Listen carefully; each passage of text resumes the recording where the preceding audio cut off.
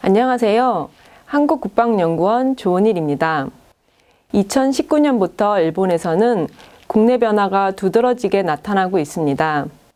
2019년 5월 일본의 연호가 헤이세이에서 레이와로 바뀌면서 본격적인 레이와 시대가 시작되었습니다.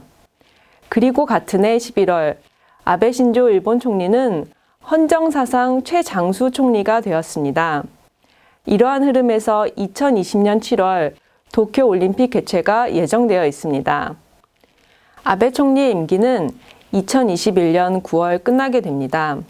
따라서 2020년은 지난 7년간의 장기 집권 동안 이루어낸 대내외 성과를 정리하고 포스트 아베 시대를 준비하는 대외 정책 그리고 방위 정책을 모색할 것으로 전망합니다. 먼저 일본의 대외 정책을 보면 2020년에는 변화보다는 연속성을 강조할 것으로 전망할 수 있습니다. 첫째, 미일 관계입니다. 아베 정부는 미일 동맹을 강화하면서도 자국 이익 중심의 대외 정책을 전개할 것입니다. 트럼프 행정부가 미국 우선주의 기조하에 동맹국의 동맹에 대한 기여를 확대하도록 압박하고 있는 상황은 미국의 동맹국이라면 어느 국가도 비슷하게 인식하고 있을 것입니다. 일본은 미일 동맹의 핵심 축으로서 미국과의 안보 협력을 한층 강화할 것입니다. 동시에 기회에 따라서는 전략 외교를 전개할 것입니다. 아마도 아베 정부의 호르무즈 해협 독자 파병 결정이 대표적인 사례가 될 것입니다. 그동안 아베 정부는 트럼프 행정부의 대이란 압박 전략에 적지 않은 우려감을 표명해 왔습니다.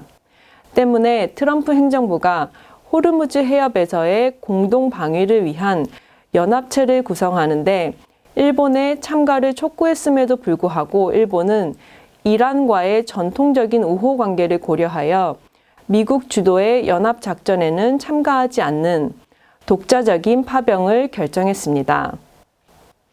이러한 일본의 전략 외교는 중국 및 러시아와의 관계에서도 유사하게 전개될 것입니다. 아베 정부는 미국과 자유롭고 열린 인도태평양 전략을 공동 비전으로 추진하는 데 합의했습니다.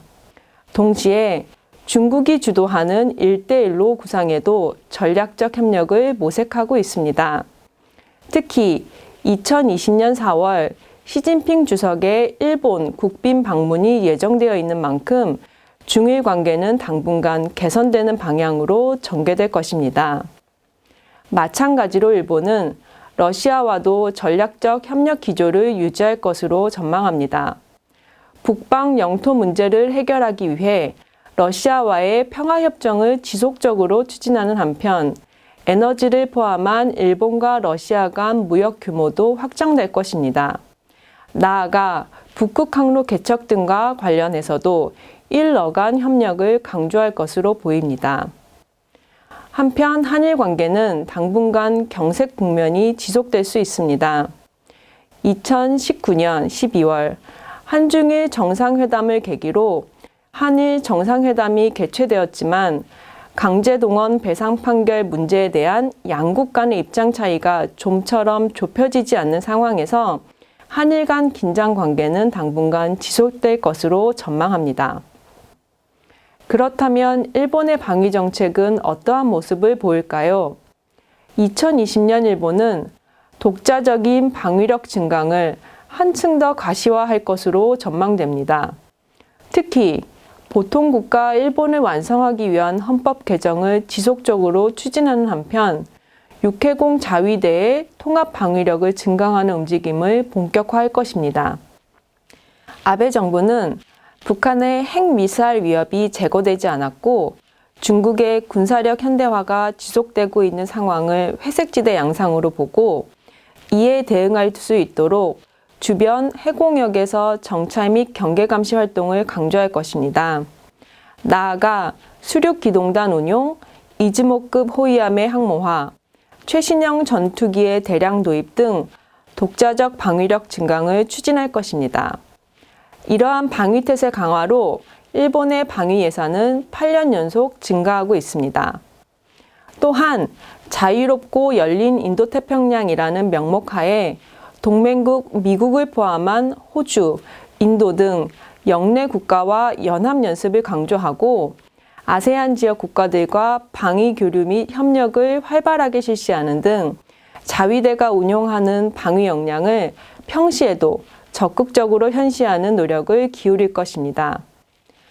2020년 동북아 정세는 북미 간 비핵화 협상, 미국 대선 결과로부터 영향을 받을 것이고 이로 인해 일본의 방위 정책도 추가적으로 조정될 가능성이 있습니다.